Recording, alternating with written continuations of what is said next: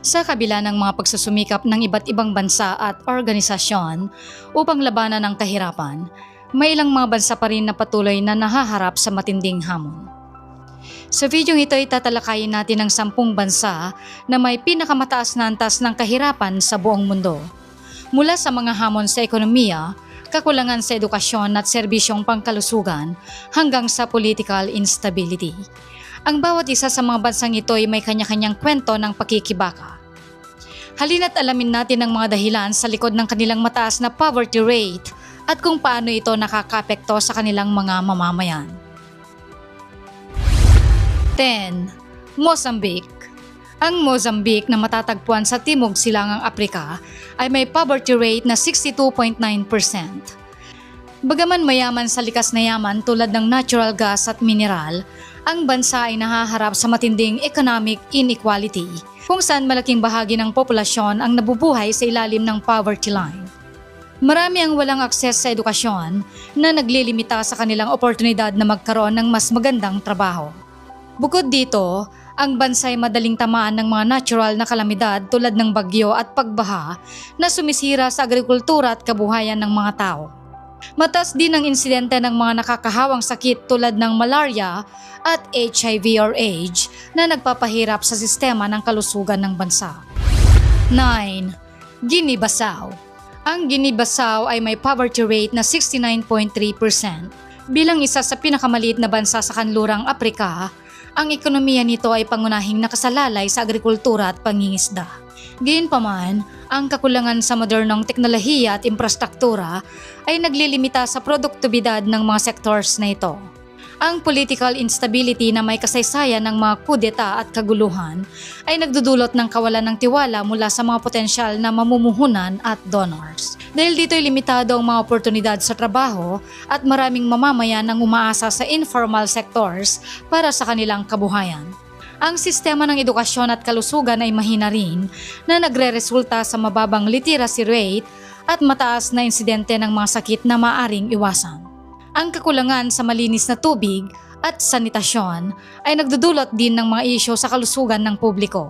Sa kabila ng potensyal na sectors ng turismo dahil sa magagandang tanawin at kultura, ang kakulangan sa infrastruktura at seguridad ay nagiging hadlang sa pag-unlad nito. 8. Malawi.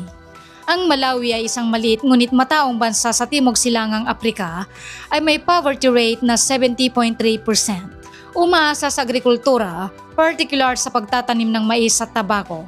Ang bansa ay nahaharap sa mga hamon tulad ng pagbabago sa klima at kawalan ng modernong teknolohiya sa pagsasaka na nagdudulot ng hindi tiyak na ani. Ang mabilis na paglaki ng populasyon ay nagdadagdag ng pressure sa limitadong yaman ng bansa, kaya't marami ang walang sapat na pagkain, edukasyon at trabaho.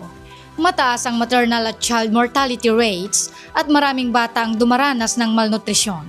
Sa kabila ng pagsisikap ng gobyerno at mga non-government organizations, nananatiling mabagal ang pag-unlad ng Malawi dahil sa kakulangan ng infrastruktura at suporta sa mga pangunahing serbisyo tulad ng kalusugan at edukasyon. 7. Madagascar. Ang Madagascar ay may poverty rate na 70.7%. Bagaman kilala sa kanyang natatanging biodiversity at likas na yaman, ang bansa ay nahaharap sa matinding kahirapan. Ang ekonomiya nito ay pangunahing nakasalalay sa agrikultura, particular sa pagtatanim ng vanilla at kape. Gayunpaman, ang kawalan ng modernong teknolohiya sa pagsasaka at ang madalas na pagdating ng mga natural na kalamidad tulad ng bagyo at tagtuyot ay nagdudulot ng hindi tiyak na ani at kita para sa mga magsasaka. Bukod dito, ang mataas na paglago ng populasyon ay nagdudulot ng pressure sa limitadong yaman ng bansa na nagre-resulta sa kakulangan ng pagkain, edukasyon at serbisyong pangkalusugan. Ang deforestation at pagkasira ng kapaligiran ay nagdudulot din ng negatibong epekto sa agrikultura at kabuhayan ng mga tao. Sa kabila ng potensyal ng bansa sa turismo dahil sa kanyang natatanging kalikasan, ang kakulangan sa infrastruktura at political instability ay nagiging hadlang sa pag-unlad ng sectors na ito. 6. Niger. Ang Niger ay isang bansa sa kanlurang Aprika at may poverty rate na 71.5%. Halos sakop ng disyerto, malaking hamon sa mga mamamayan ang pagkakaroon ng sapat na pagkain at malinis na tubig. Limitado ang agrikultura at madalas na nakakaranas ng tagtuyot, kaya't mataas ang bilang ng malnutrisyon at taggutom. Isa ang Niger sa may pinakamababang literacy rate sa mundo, lalo na sa hanay ng kababaihan na may limitadong akses sa edukasyon at oportunidad sa trabaho. Ang kawalan ng seguridad ay isa ring malaking problema dahil sa banta ng extremist groups na nagdudulot ng kaguluhan at sapilitang pagpapalayas sa libo-libong tao.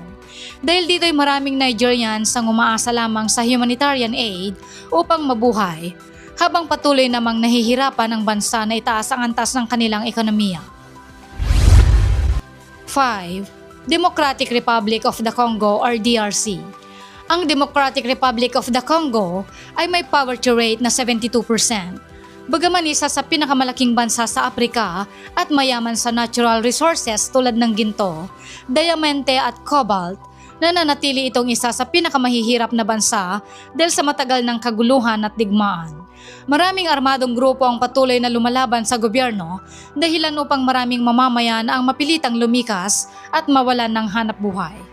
Ang korupsyon sa gobyerno ay nagpapalala ng sitwasyon kung saan ang mga kita mula sa natural resources ay hindi napapakinabangan ng mga karaniwang mamamayan. Marami ring lugar ang walang akses sa malinis na tubig, kuryente at serbisyong pangkalusugan, dahilan kung bakit mataas ang bilang ng mga namamatay dahil sa sakit at gutom. Sa kabila ng potensyal ng bansa na umunlad, patuloy pa rin itong nahihirapan dahil sa kawalan ng maayos na pamamahala at seguridad. 4. Chad.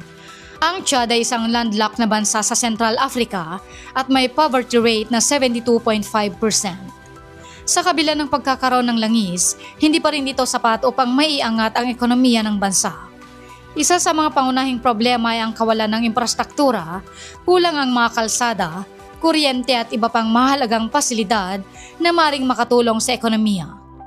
Matagal nang may political instability sa Chad kung saan madalas ang mga kudeta, rebellion at kaguluhan sa pagitan ng iba't ibang mga grupo. Dahil dito ay maraming foreign investors ang natatakot maglagak ng puhunan sa bansa. Isa rin sa malaking suliranin ng kawalan ng akses sa malinis na tubig at maayos na serbisyong pangkalusugan, dahilan kung bakit mataas ang bilang ng mga namamatay dahil sa malnutrisyon at sakit. 3. Equatorial Guinea. Ang Equatorial Guinea ay may poverty rate na 76.8% na siyang pinakamataas sa mundo.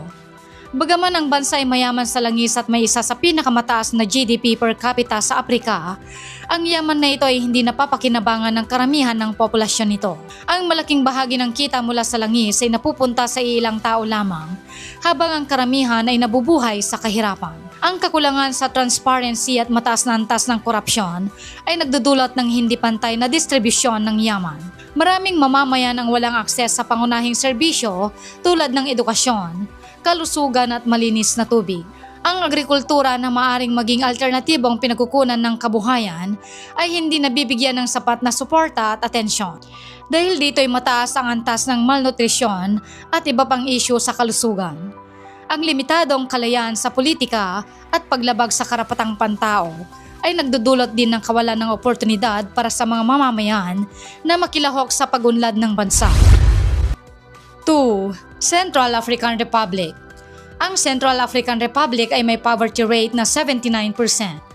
Sa kabila ng pagiging mayaman sa likas na yaman tulad ng diamante, ginto at uranium, ang bansa ay nahaharap sa matinding political instability at kaguluhan. Ang patuloy na alitan sa pagitan ng iba't ibang armadong grupo ay nagdudulot ng sapilitang paglikas ng mga residente at pagkasira ng mga kabuhayan.